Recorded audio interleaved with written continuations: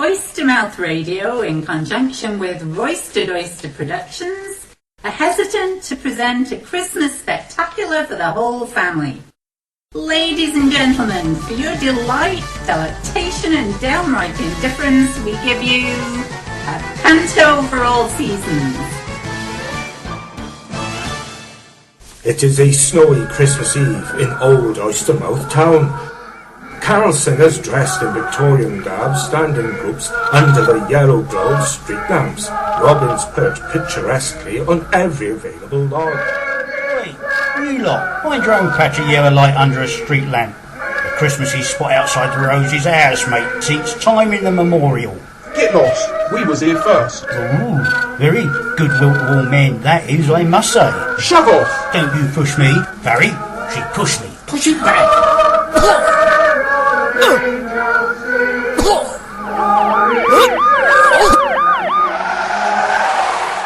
Meanwhile, coming down Newton Road is a lady dressed somewhat inappropriately, in shorts, a colourful shirt, wearing a rather large sombrero. She has a bucket full of coins dangling by her side and is riding a penny farthing. Excuse me? Yes? What are you doing riding a penny farthing? In the bucket. What? The farthing'll do. There you go. Is that enough? It is 1842. Ma'am, Yes, young passerby. isn't 1842 a bit early for the penny farthing? Been a googling, have we, my fine young scallywag fella, my lad? Whatever. Whatever? You do realise this is 1842. I say, you there, fellow my lad. What are you doing with my horse?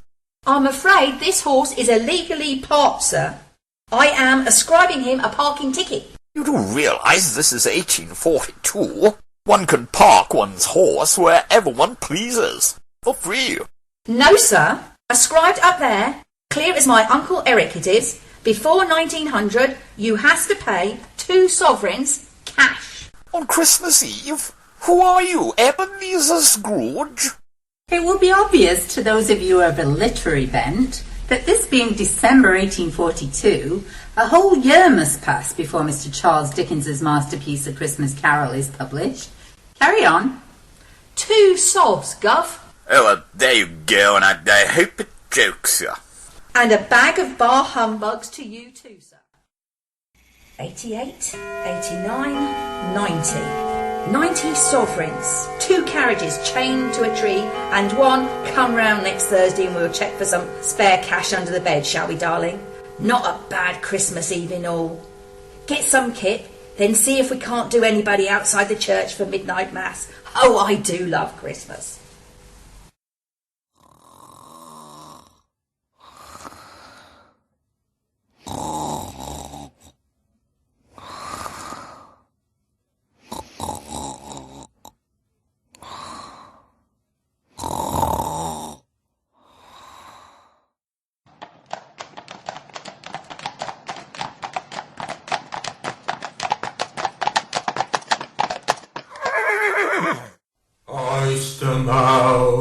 Oystermouth, all off for Oystermouth.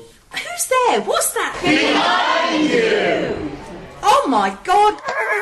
I am the ghost of the driver of the original Mumbles train, sir, and this is my original ghostly train, complete with horses, passengers, and a large parcel for the Reverend Timothy Tompkins. You can't stop your train in my bedroom. I'm afraid we have, sir.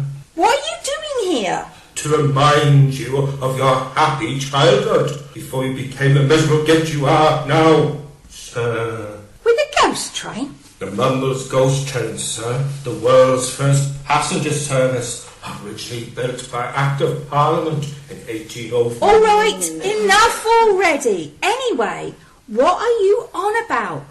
I was a horrible little urchin, and nasty to boot. How about sweet romantic young chap, then? I hardly think so. You sure you're ghosting the right person? This is you on my chitty, sir? Yes, that's me, I suppose. Lovely horses on the train. Can I have a smooth? Go ahead, sir. Lovely horse. Got you. What have you done? Chain them to the bed. You can't do that. Oh, yes, Yes, I have. It's my dream.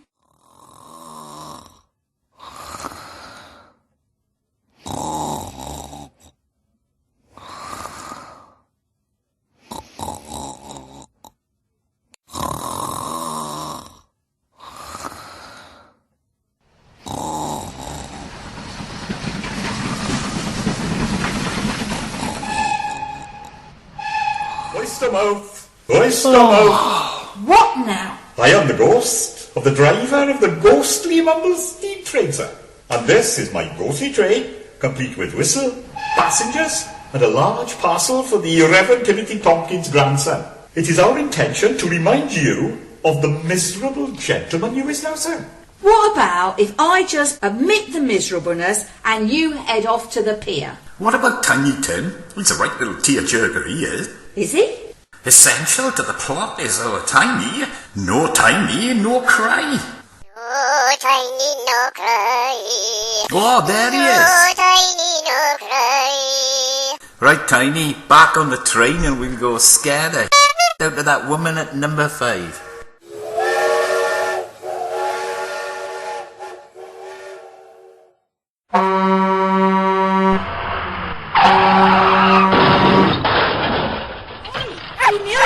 My Trixie! Oh my God! Oystermouth, Oystermouth, all off for Oystermouth. I am the ghost of the driver of the ghostly Mumbles tractor train yet to come, sir. And this is my ghostly tractor train, complete with Japanese tourists and a couple netting in the back. Wait a moment. You look very familiar. That may be because in the ghosting trade I am what they call a familiar, sir. Second class. That's not a train. Where's the track? It is a train. Oh, no it isn't. Oh, yes it is. Oh, no it isn't. All right. This isn't a referendum. Come with me. Come with me. Where are we going? Look there. What is that? I interrupt at this point to say that if this were the telly, we would now see the ghostly train driver's ghostly skeletal fingers pointing into a ghostly fog. However, this is community radio and not telly, and the phantom driver's fingers are rather podgy, which would have spoiled the whole effect in any case. What is that? That be the new top-of-the-range Phantom film booth and rip-off parking ticket dispenser installed on the top-of-the-range Phantom Council car park, sir. Car park? For parking of the horseless carriages. Look, the Phantom family approaches.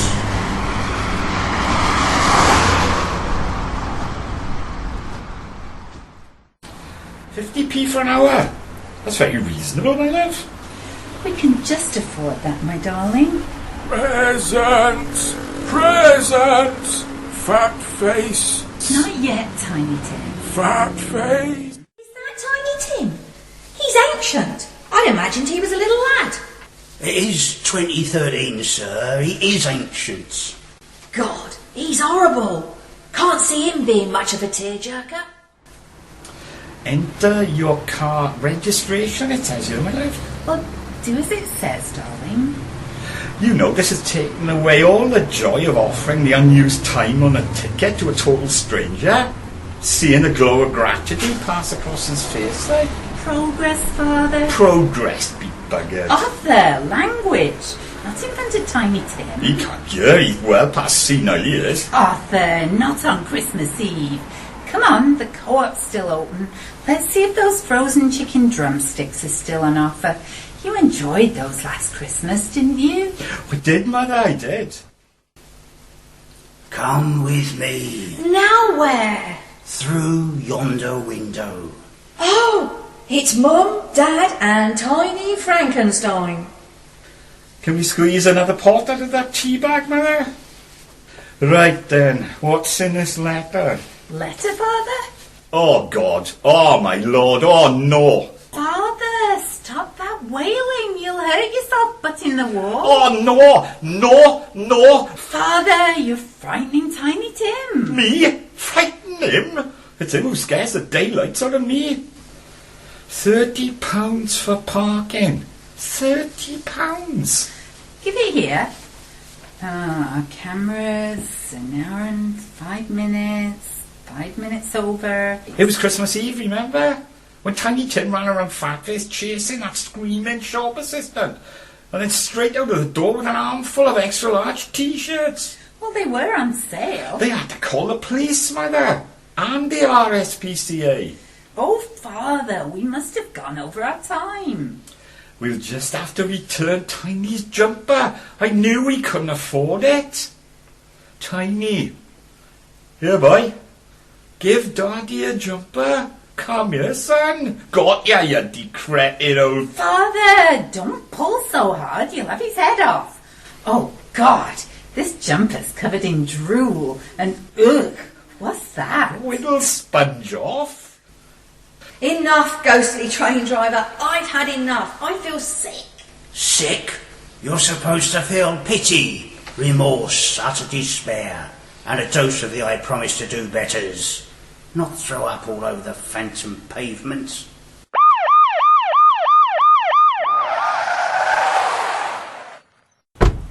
Stop the show. Right now, stop the show. I am instructed to arrest this show for gross violation of the Patent Descriptions Act 1907.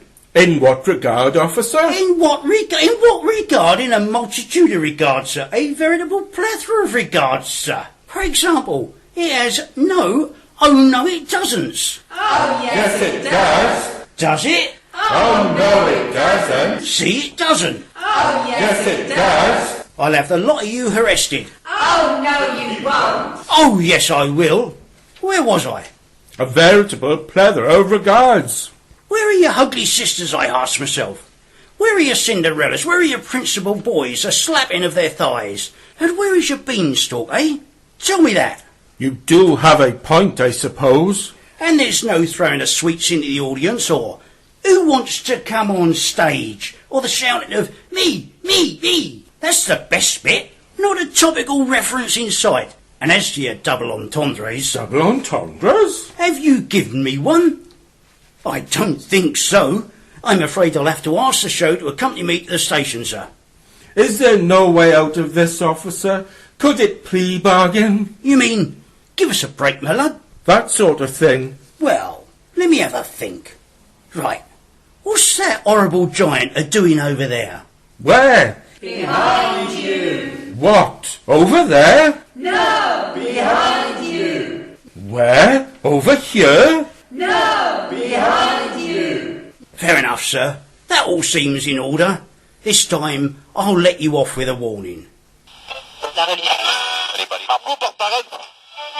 Sierra, southwesterly, veering westerly, 7 to 8, perhaps severe gale 9 later.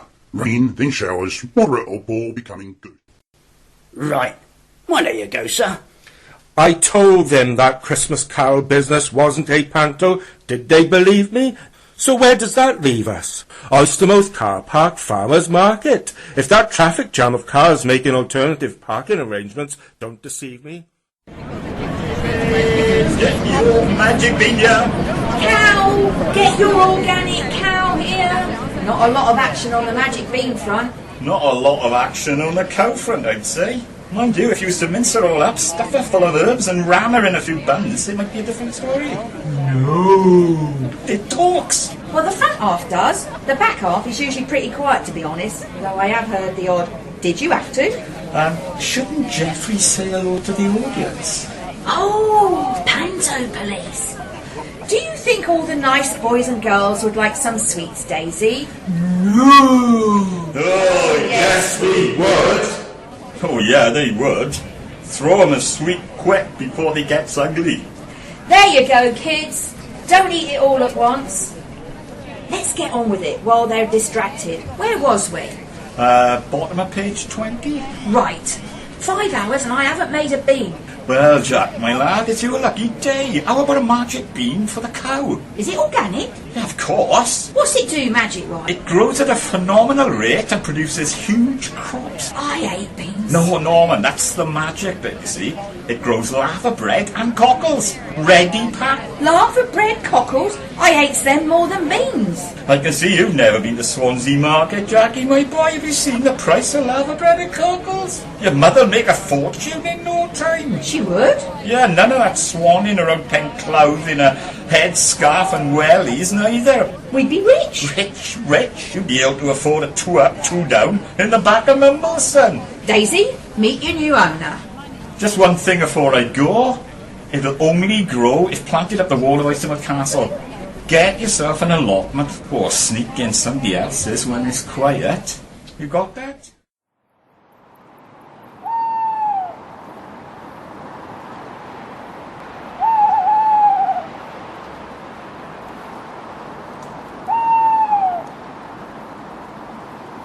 That bean had better do what you say, Jack, or your life won't be worth living.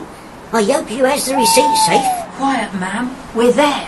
Oh, I don't like it. That castle looming up in the dark like that. Right, we'll plant it by here. Where's the bean? I haven't been anywhere, ma'am. I'm by here. The magic bean, idiot. Shh. What's that? Quick, behind that shed.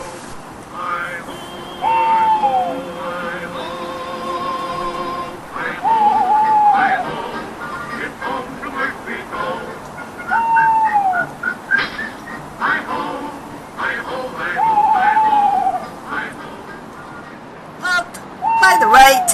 Name of Ricky, Icky, Niffy, Sticky, Moldy, Manky. Happy. Happy? Who's happy? No, sir.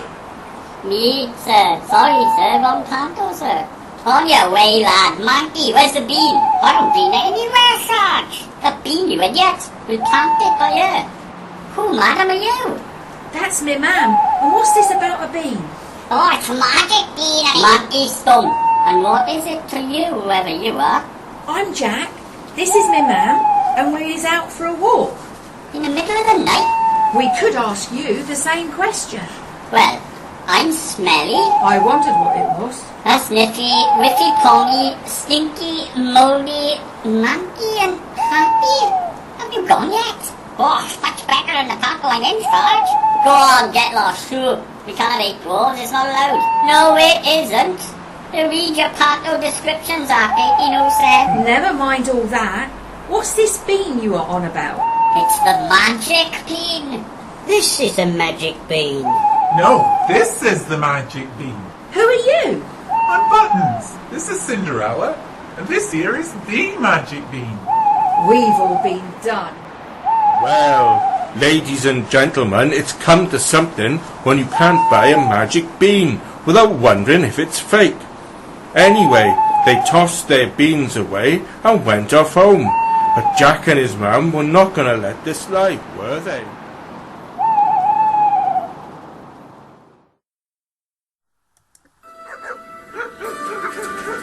Magic and murder. We conjure up new tricks here on BBC One after Watchdog.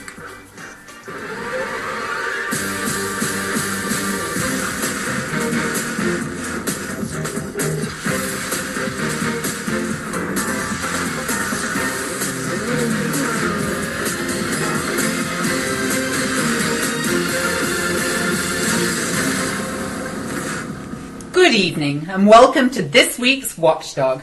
It's a packed show tonight. We have a young lady whose trip of a lifetime to the Prince's Ball went sour when her carriage turned into a pumpkin. An ugly old crone caught selling tainted apples in the Port Talbot area. And 2 brave middle-aged sisters who, despite faceless that went disastrously wrong, darling, are still hopeful of finding a husband. But first, have you been sold a magic bean recently that you were promised would make your fortune? Well, it's a scam. Jack and his mum realised this too late. Jack, how did this happen? My mum asked me to sell our cow at the local market. I had no luck until this man I'd been talking to offered us this magic bean as a swap. One of a kind, he said, organic too. A magic bean? Yes, he said it would grow as a fortune in lava bread and cockles, Pre-packed, mind. I would point out to viewers that the complaints about the description of lava bread as an edible foodstuff is the subject of another programme to be aired in the next month. Carry on, Jack. I thought it was a good deal. Then I found out that a lot of other people had been sold a bean with the same story. Lava bread and cockles? Well, no, it did vary. One was a Melton Morbury pork pie, I think, ready sealed. Oh, and Cornish pasties too. We have since received information that this scam is widespread, although for obvious reasons many victims refuse to come forward. So be warned. If you've swapped your cow or any other farmyard animal for a magic bean, you definitely are the weakest link. Thank you, Jack. Next, the tragic story of the pensioner in Cummer who ordered an alarm clock online only to find it was delivered wrapped in a live crocodile. Alligator? What? It was in an alligator. Oh, right. I thought you'd gone.